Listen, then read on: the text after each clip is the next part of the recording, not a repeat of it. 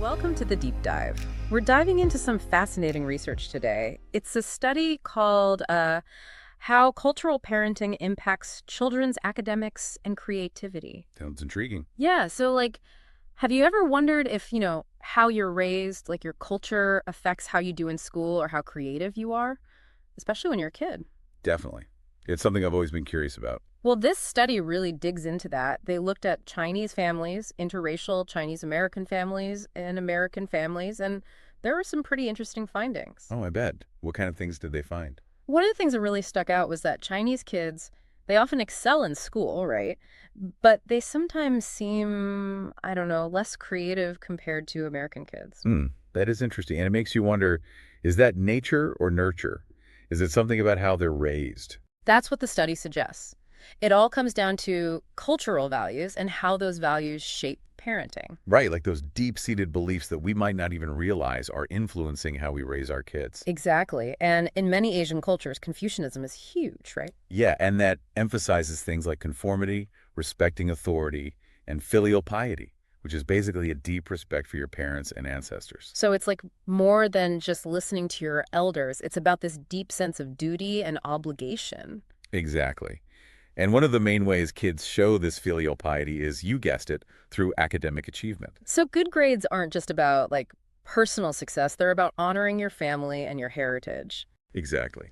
And then contrast that with how we often see American parenting, which tends to be more about individualistic values, like follow your dreams, express yourself, even if those dreams don't necessarily lead to, say, a traditional career path. So we're talking about two fundamentally different approaches to raising kids. Absolutely. And the researchers wanted to see how these differences actually play out in the real world. So they focused on 3 families, one Chinese, one interracial Chinese-American, and one American. Okay, so they're really getting into the nitty-gritty of these families' lives. Oh, yeah. They didn't just interview them. They spent time with them, observing their routines, how they interacted. It was very up close and personal. That's got to be when things get really interesting, right? Like seeing those nuances. Totally.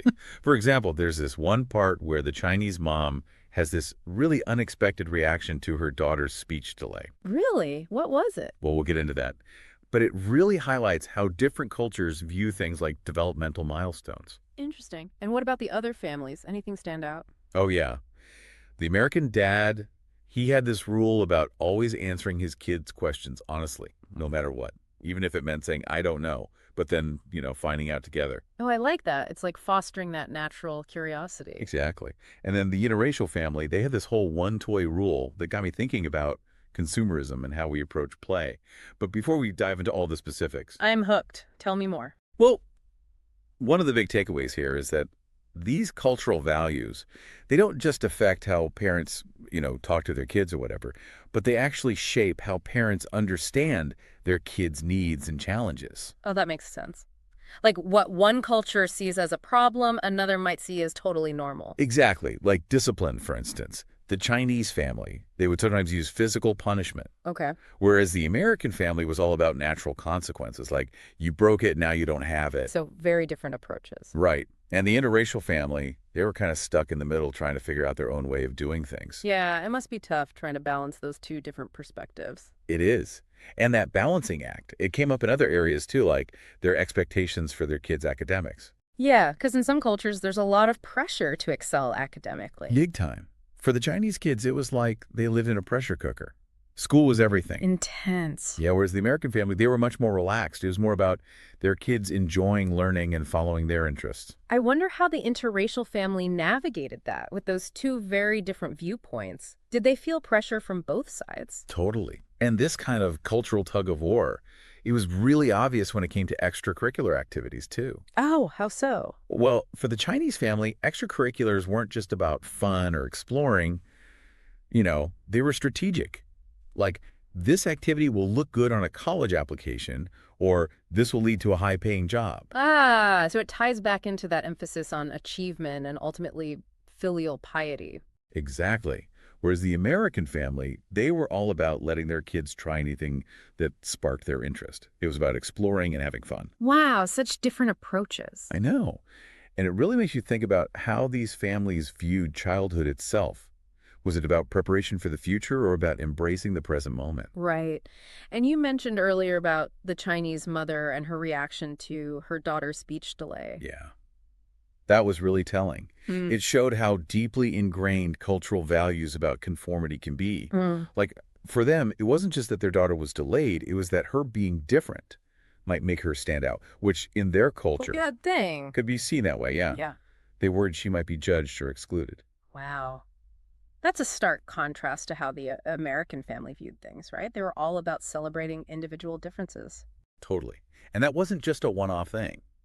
It speaks to those broader cultural values that impact everything. So it's not just about individual families, it's like these bigger cultural forces at play. Exactly.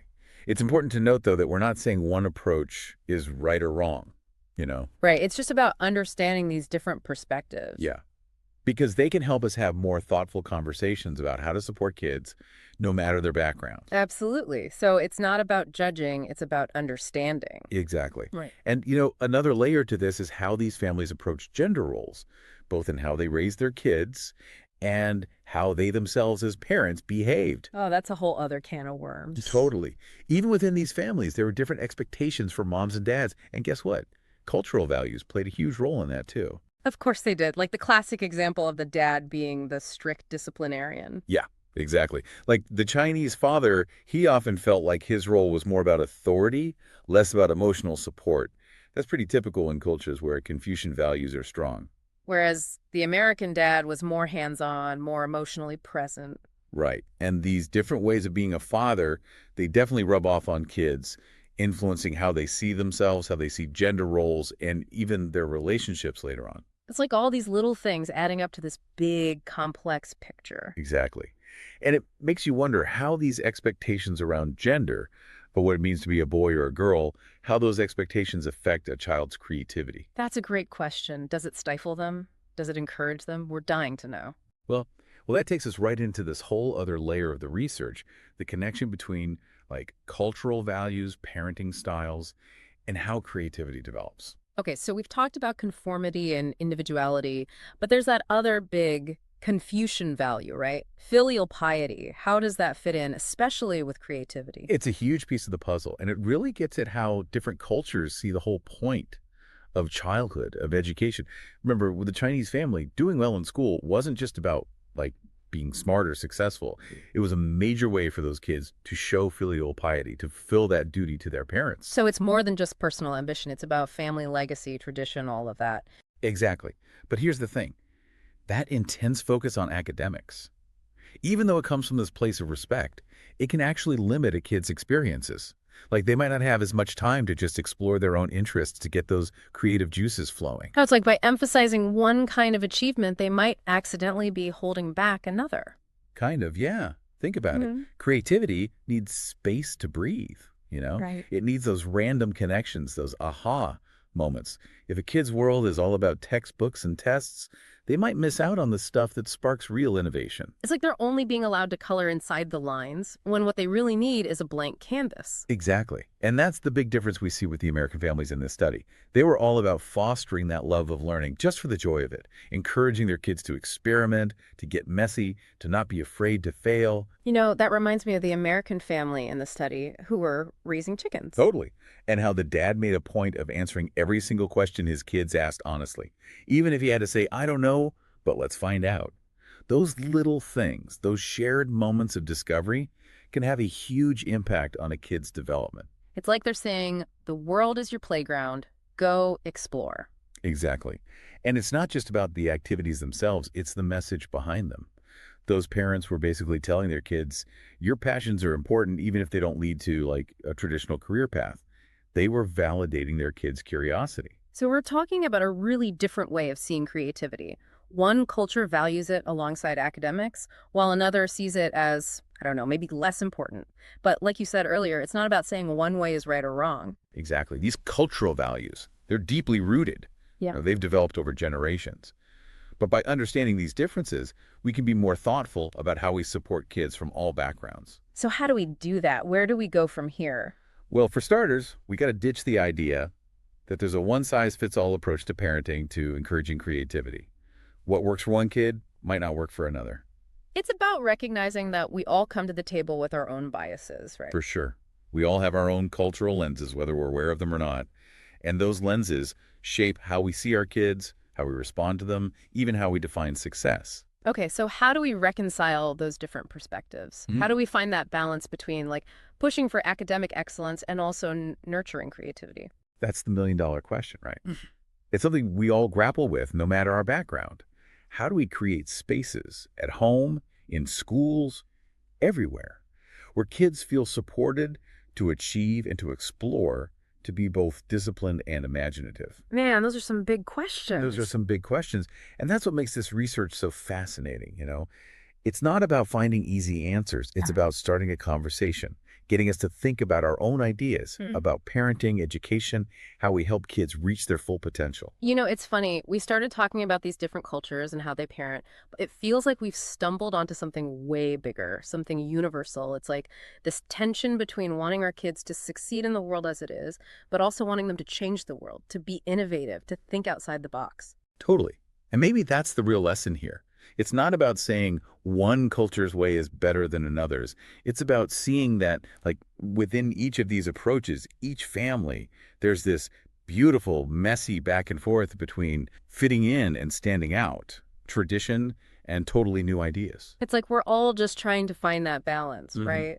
Honoring where we came from, but also embracing the future for ourselves and for our kids. Exactly. And maybe, just maybe, by talking about this stuff, by acknowledging how complicated it all is, we can start to create a world where, those two things, achievement and exploration, they're not seen as opposites anymore, but as like two sides of the same coin. Like we need to rewrite the rules of the game so that kids feel empowered to color outside the lines, to create their own masterpieces, even if those masterpieces don't always fit in the frame. I love that. And, it's not just about kids, right?